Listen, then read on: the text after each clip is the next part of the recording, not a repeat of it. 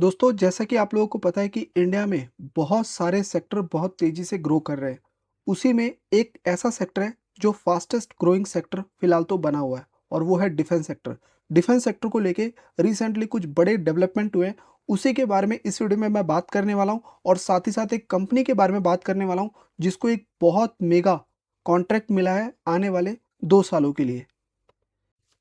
पहली बड़ी डेवलपमेंट तो ये हुई है कि डीआरडीओ के ऑफिशियल्स ने ये बोला है कि इंडिया का जो डिफेंस एक्सपोर्ट है वो 2029 तक 50,000 करोड़ तक भी जा सकता है। और इसके पीछे का रीज़न ये है कि इंडिया पहले कंपोनेंट एक्सपोर्ट करता था, लेकिन अभी कंप्लीट वेपन सिस्टम के ऊपर काम कर रहा है, जिसकी वजह से इंडिया का जो एक्सपोर्ट है वो बढ़ता ही जा रहा है।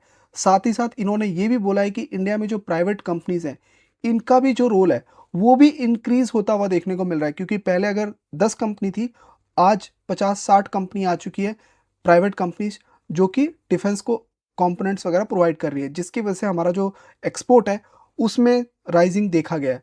और अगर आप इसमें कुछ प्रोडक्ट को आइडेंटिफाई करोगे, इंडिजीनियस प्रोडक्ट को अगर आप देखोगे, तो पिनाका का नाम आ रहा है, ब्रह्मोस का नाम आ रहा है, आकाश एयर डिफेंस सिस्टम, ऐसे कुछ इंडियन वेपन सिस्टम है जिसकी डिमांड एक्सपोर्ट में तेज़ी से बढ़ते हुए देखने को मिल रही है।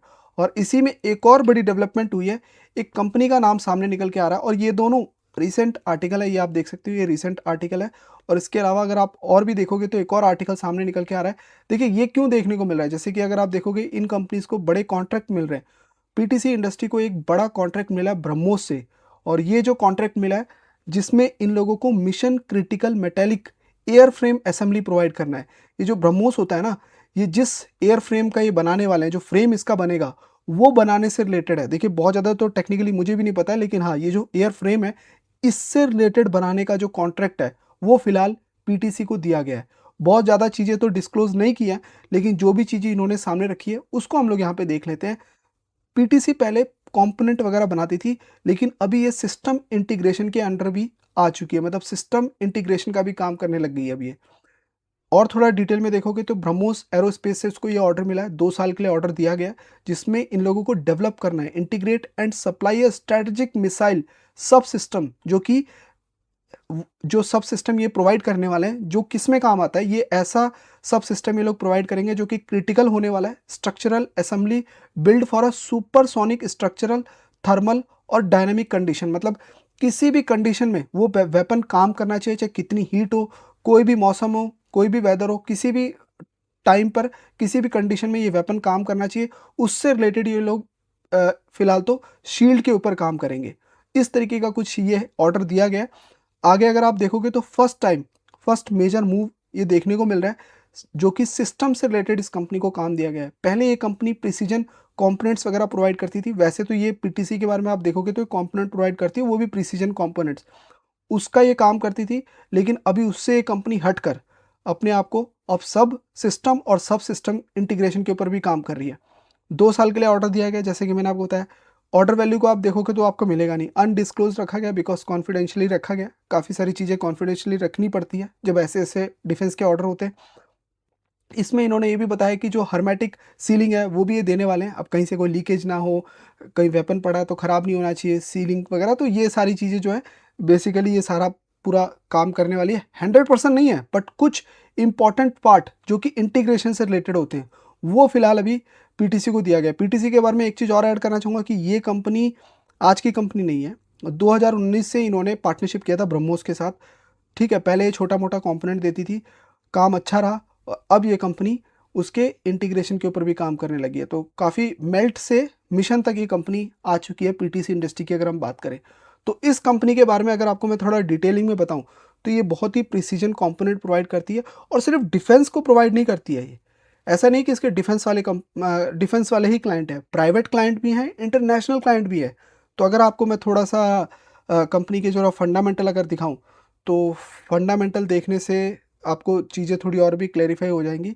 यहाँ पे आप देख पाओगे ये एक प्रिसीजन इन्वेस्टमेंट कास्टिंग कंपनी है, जैसा कि आप वीडियो में भी देख रहे थे किस तरीके से प्रिसीजन काम होता है।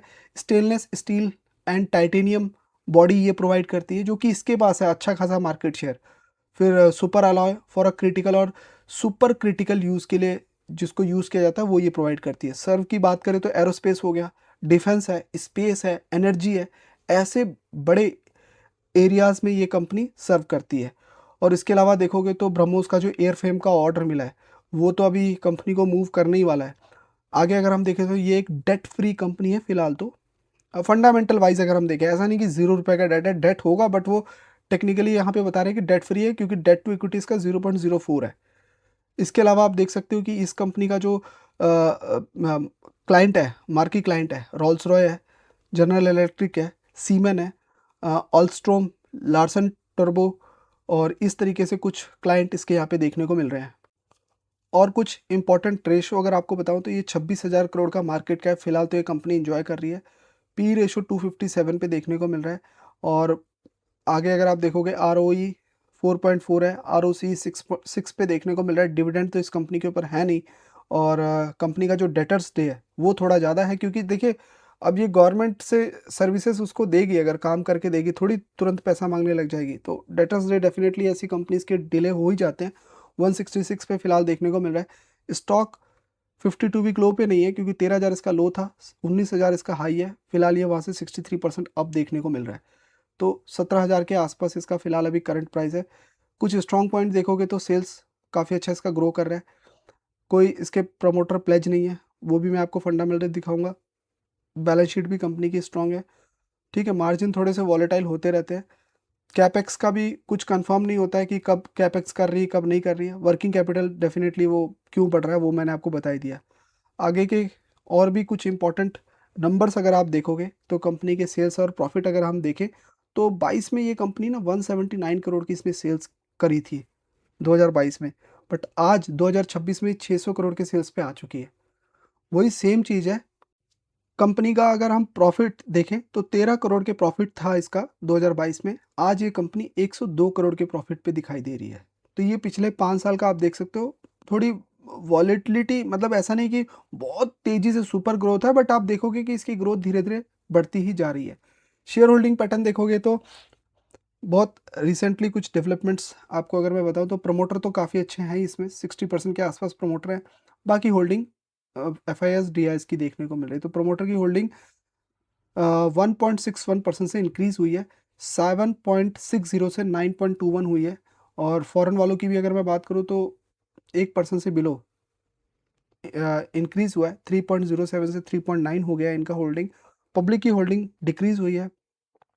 काफ़ी टाइम हो गया पब्लिक को होल्डिंग करते हुए, तो निकलने का थोड़ा प्लान कर रहे हैं, बट फिर भी 27 बहुत ज़्यादा होता है, तो प्रमोटर पब्लिक की भी बहुत है। और पब्लिक की थोड़ा बहुत फ्लैट ही देखने को मिल रहा है, 59 अभी देखने को मिल रहा है। तो ये कुछ इनके की पैरामीटर्स है जो मैंने आपके सामने रख दिया। तो इससे रिलेटेड और भी मेजर डेवलपमेंट्स आएंगी, मैं आपके सामने रख दूंगा। और फिलहाल इस वीडियो में इतना ही। और इस तरीके की वीडियो देखने के लिए आप इस चैनल को सब्सक्राइब, फॉलो वगैरह भी कर सकते हैं। मैं मिलता हूँ नेक्स्ट वीडियो में, तब तक के लिए बाय बाय, टेक केयर।